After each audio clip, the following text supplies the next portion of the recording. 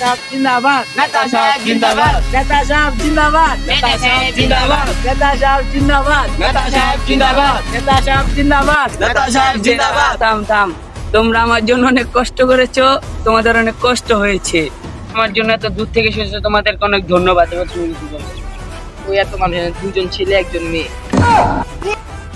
আপনাদেরকে কেমনে আমরা ভোট দেব? কোনো নিরাপত্তা নেই, রাস্তাতে বের হলে ওনাদের টান দেয়, টিচিং করে ছিল। এবার ইলেকশনে দিয়ে জিততার মুনা এলাকার যে অবস্থা, আমার তো নেতা আছে যে আপনি জিততে লাগবে। আগের বার করে জিতারাই আছে। এবার তো মনে হয় তো নেতা ইলেকশনে দিতে পারবে না, সেই জন্য এলাকার যে পরিস্থিতি, হ্যাঁ আমার তো মনে হয় এবার দিতে পারবে। দল নেতার বাসা যায় দেখি না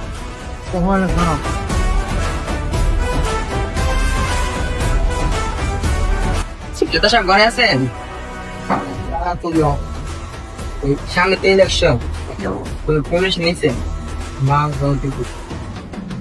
এবার তো কোনো প্রিপারেশন নেই। এর সামনে এবার তো হেরেছি, এবার দিয়ে কিছু করতারই নাকি।